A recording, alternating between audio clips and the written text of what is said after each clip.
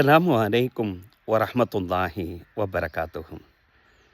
எப்பொழுதுமே ஏமாந்து கொண்டு வரக்கூடிய ஒரு பிள்ளைய பார்த்து ஒரு தந்தை கண்டிக்கிறார். ஏண்டா உனக்கு அறிவே கிடையாதா? கொஞ்சம் கூட யோசிக்க மாட்டியா?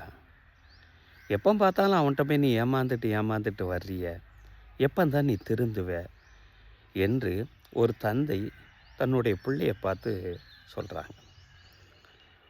உண்மைதானே? ஏமாற்றக்கூடியவனுக்கு அது தந்திரம் சொல்லி இந்த உலகம் பெயர் வச்சிருது. ஏமாறக்கூடியவனுக்கு அது ஒரு ஏமாளித்தனம்ங்கிற ஒரு விஷயத்தை உணர்த்தி காட்டுது. நபி ஸல்லல்லாஹு அலைஹி வஸல்லம் ஒரு ஹதீஸ் சொல்லுவாங்க, லா யுல்தகுல் முக்மினு பி ஹுஜ்ரின் வாஹிதின் மர்ரத்தைன்.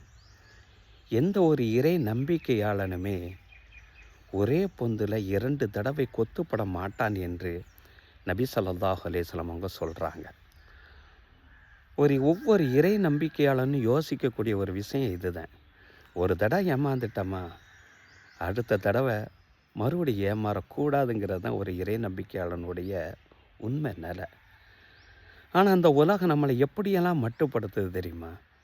வியாபார ரீதியாகவும் சரி, அதே நேரத்தில் நட்பு ரீதிகளாகவும் சரி, அரசியல் ரீதிகளாக இருந்தாலும் சரி, தந்திரத்தின் மூலமாக அன்பை வெளிப்படுத்தி நம்பிக்கையை உட்படுத்தி நம்மளை ஏமாற்றுகிறது. இந்த உலகம் அதை ஒரே ஒரு வார்த்தையில் சுருக்குகிறது, தந்திரம், வியாபார உக்தி என்று ஒரு வார்த்தையில் சுருக்கிறது. ஆனால் நபி ஸல்லல்லாஹு அலைஹி வஸல்லம் என்ன சொல்கிறாங்க?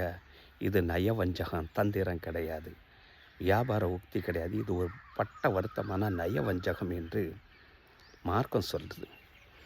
நபி தோழர் அபூ ஹுரைரா ரலியல்லாஹு அன்ஹு அவர்கள் அறிவிப்பாங்க. இந்த ஹதீஸு சஹீஹுல் புகாரி, சஹீஹு முஸ்லிமில் பதிவு செய்யப்பட்டிருக்கும். ஆயத்துல் முனாஃபிக்கி சலாசுன், நயவஞ்சகனுடைய குணங்கள் 3 என்று நபி ஸல்லல்லாஹு அலைஹி வஸல்லம் சொல்கிறாங்க. இதா ஹத்தஸ, அவன் பேசினாலே கதவை பொய் தான் பேசுவான். ஆனால் அது உண்மையாக இருக்கும் அளவுக்கு அந்த பொய்யை மிகைப்படுத்தி பேசுவான். இவன் தற்காலத்தில் அதை தான் பார்த்துக்கிட்டு இருக்கோம். இதை துமினா, இவன் நம்மளுக்கு நன்மை தான் செய்வான்னு சொல்லி நம்ம நினச்சிக்கிட்டு இருப்போம். ஹானத்தகு, மோசடித்தனம் தான் பண்ணுவான். ஏன்னா அவன் அளவில் அவன் நம்மளை ஏமாற்றிட்டான். இதா வாழதா, அவன் வாக்குறுதி தருவான், அதை செய்கிறேன் இதை செய்கிறேன்னு சொல்லி வாக்குறுதி தந்துக்கிட்டே இருப்பான். ஆனால் ஃபாஹலஃபா, நம்மளுக்கு மாற்றம்தான் பண்ணுவான். இது அவர்கள் ரீதியாக அரசியல் தந்திரம், வியாபார உக்தியாக இருக்கலாம். மார்க்கம் நம்மளுக்கு சொல்லித்தரக்கூடியது இது ஒரு நயவஞ்சகத்தனம். இதிலிருந்து அல்லாஹ் தஆலா நம்மை பாதுகாப்பானாக. அறிவுபூர்வமாக யோசிப்போம் இன்ஷா அல்லாஹ்.